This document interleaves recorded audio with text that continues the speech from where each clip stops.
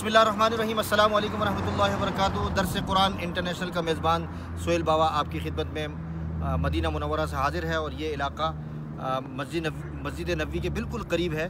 میں جو آپ حضرات کے سامنے اس وقت پیش کرنے جا رہا ہوں اور جو چیز دکھانا چاہ رہا ہوں، شاید آپ حضرات نے درس قرآن انٹرنیشنل کے ناظرین نے دیکھا نہیں ہو۔ اس سے پہلے میں بتاتا چلوں کہ میرے ساتھ عطریات کے ماہر اور سرتاج بادشاہ قاری بلال صاحب موجود ہیں۔ پہلی دفعہ ان سے بہت زمانے کے بعد ملاقات ہو رہی ہے۔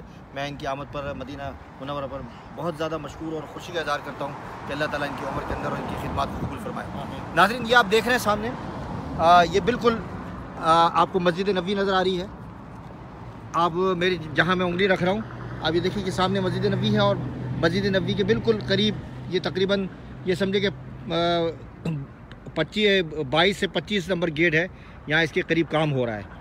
تو اس کے بالکل آپ میرے جہاں انگلی جا رہی ہے، اس علاقے میں یہاں انصار رہا کرتے تھے۔ یہ ایک انصاری قبیلہ تھا بنی معاویہ کر کے، یہ اس علاقے میں رہتے تھے، اور یہاں بالکل اس کے قریب ہی آپ جہاں میری انگلی کا نشان جا رہا ہے، ناظرین اسکرین پر دیکھ رہے ہوں گے، یہ اس کو مسجد اجابہ کہتے ہیں، اور ساتھ ساتھ اس کو بنی معاویہ کے نام سے بھی، اس بنی معاویہ مسجد کے نام سے بھی پکارا جاتا ہے۔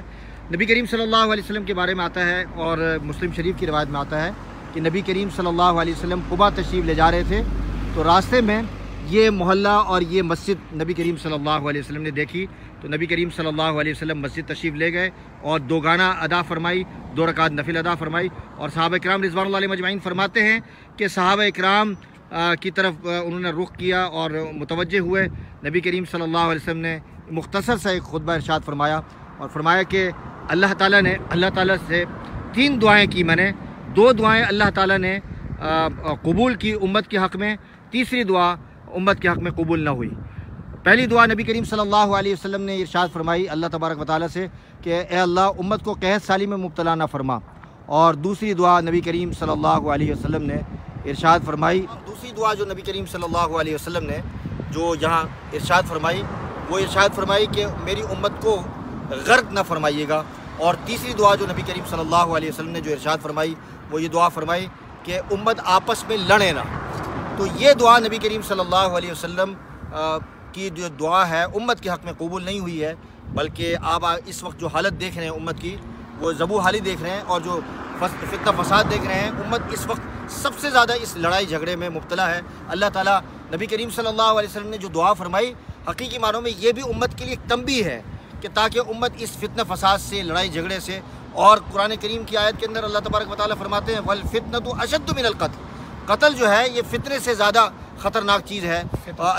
فتنہ جو ہے خطرناک، چلو کاٹو میں اس کو کر دوں۔ تو جیسے میں نے عرض کیا کہ وَالْفِتْنَةُ أَشَدُّ مِنَ الْقَتْلِ، جو فتنہ فساد جو ہے یہ قتل سے زیادہ جو ہے، اللہ رب العزت نے اس کو تنبیہ اس کے بارے میں فرمائی کہ یہ سب سے زیادہ یعنی شدید ہے۔ قتل کی طرف جاتا ہے فتنہ فساد کی طرف سے ہی ہے، پہلے فتنہ شروع ہوتا ہے، فساد شروع ہوتا ہے، پھر انسان قتل کی طرف جاتا ہے۔ تو اللہ تعالیٰ ہمیں ان فتنہ فساد سے، آپس میں تفرقہ بازی سے اللہ تعالیٰ ہم کو محفوظ فرمائے۔ تو یہ علاقہ آپ دیکھ لیں، اور میں نے تو یہاں نماز ادا کی ہے پچھلے سفر میں۔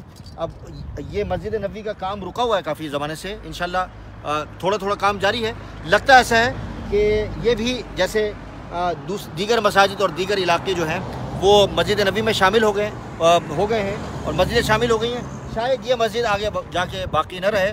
تو جو جتنے بھی زائرین ہیں مسجد نبوی کے، تو ان سے گزارش ہے کہ وہ اس مسجد میں 2 گانا ضرور ادا کریں، چونکہ نبی کریم صلی اللہ علیہ وسلم نے یہاں 2 گانا ادا کی ہے۔ اللہ تعالیٰ ہم سب کو توفیق عطا فرمائے۔ السلام علیکم ورحمۃ اللہ وبرکاتہ۔